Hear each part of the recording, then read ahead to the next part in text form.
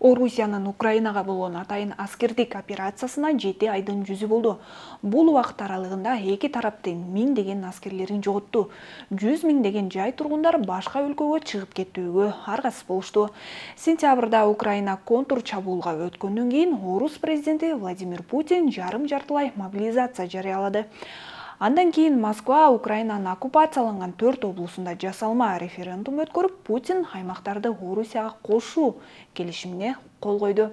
Ал арада Украинанын президенти Зеленский мындан ары Путин менен эч кандай сүйлөшүүлөр болбой турганын айтып, аман калуу үчүн мобилизацияланган орус жарандарын багынып берүүгө чакырды. Мобилизациядан улам орус жарандары Орусиядан качып чыгышууда. Мындай кырдаалда Москва мигранттарга көз артып жаткандай.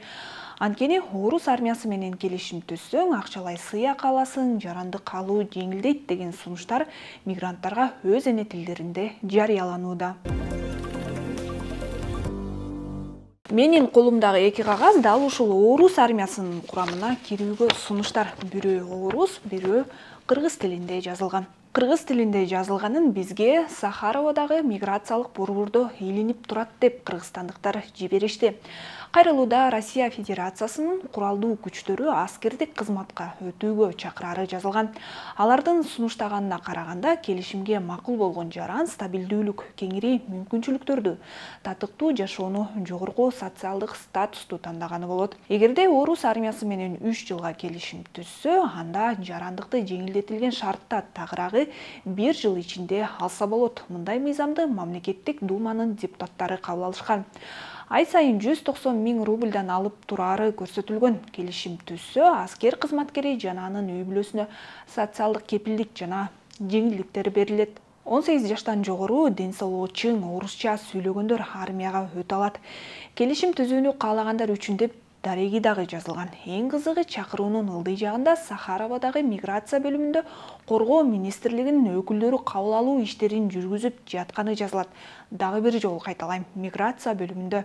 Мобилизацияга 2 күн калганда Сахароводо чет өлкөлүк жарандар үчүн военкомат ачылары белгилүү болгон эле. Анда аскерге кызмат өтүүгө келишим түзгөндөргө жеңилдетилген шартта орус жарандыгы берилери дагы айтылган. Ал эми экинчи кагаз Пермь шаарында жашаган кыргызстандыкка почта аркылуу жөнөтүлгөн. Анда деле келишим түзүүнүн сыйакысы 200-250 миң рубль деп жогорудагыдай азгырыктуу сунуштар жазылган. Мындай сунушка кызыгып, келишим түзгөндөр канча экенин орус бийлигинен башка эч ким айта албайт.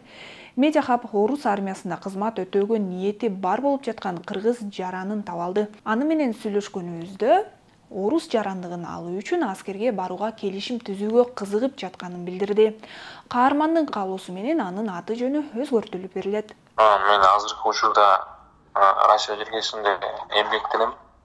Мигрант катары Россия Федерациясынын паспортун алуун ойлонуп жүрөм. Ошол орус армиясынын мобилизацияга чакырылып, кадимкидей учетко туруп, военнослужащий болуп алайын деп ойлоп атам. Россия Федерациясынын паспортун, бирок ошол учурда Кыргызстанда жоопкерчиликке тартылып калат экен да. Контракт 2 айдан 1 жылга чейин түзсө болот. Ошол учурда да бул жер контрактын төлөнөт да, телеграм каналдардан келет. Ошол 200 миң рубль да, бул как минимум. Ошол негизинде 6-7 айда гражданствону алууга уже мүмкүнчүлүк болот экен менде. Ошол эле негизинде ошол Кыргызстанда жоопкерчиликке тартылып калат экен да.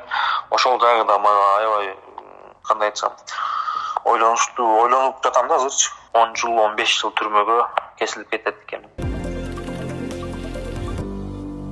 Бирок Орусия убада кылган акчасын төлөп береби? Бул дагы суроо жаратат. Эсиңиздерде болсо, Азаттык ушул жылдын июнь айында Орусиянын атынан Украинага согушка кеткен Кыргызстандын жарандары тууралуу берүү чыгарган. Анда Чеченстан аркылуу Ахмат полку менен Украинага кетип, 3 ок жеп курман болгон 50 жаштагы Кыргызстандын жараны Аманбек Курбанбаев согушка катышканы үчүн эч кандай кененте төлөнүп берилбегенин бир тууганы айтып берген. Ал эми Орусиянын коргоо министрлигинин расмий сайтында жогоруда айтылган 200-250 миң рубль кенемте тууралуу маалымат жок. Демек, бул айтылган сунуштар аткарылат дегенге толук кепилдик жок. Кыргызстандын тышкы иштер министрлиги, Орусиядагы Кыргызстандын элчилиги, Орусияда убактылуу жашаган мекендештер согушка катышса, жазага тартылаарын эскертип келет. Эгерде Кыргызстандын жарандары согушка катышса, анда мүлкү толугу менен тартылып алынып, 10 жылга чейин эркинен ажыратылышы мүмкүн экендигин элчилик эскертет. Жана кыргыз жарандарына кандайдыр бир согуштук аракеттерге катышууга чакыруу келип түшкөн учурда элчилик Кыргыз Республикасынын Россия Федерациясындагы дипломатиялык өкүлчүлүгүнө токтоосуз түрдө кайрылууну өтүнөт. Мындан 3 ай мурун кесиптешим Арген Бактыбек уулу Орусия жеке күзөт кызматына жумушчулар керек деген жарыя менен Украинадагы согушка чакырып жатканы тууралуу иликтөөсүн чыгарган. Жарыяда айына 240 миң рубль, ошондой эле жарандык алуудагы жеңилдиктери көрсөтүлгөн. Демек, Орусия буга чейин борбор азиялыктарды согушка ЧВК Вагнер менен байланышы бар компаниялар аркылуу азгырып келсе, азыр айдан ачык эле аскерде келишим менен кызмат өтүүгө чакырышууда. Сиз орус армиясына мигранттарды түрдүү, бирок кепилдиги жок убадалар менен кантип азгырып жаткандыгы тууралуу берүүнү Медиахаб каналынан көрдүңүз. Аны мен Мээрим Айныкеева алып бардым. Видео менен бөлүшүп коюңуз, балким кимдир бирөөнү согуштан сактап каласыз. Көрүшкөнчө.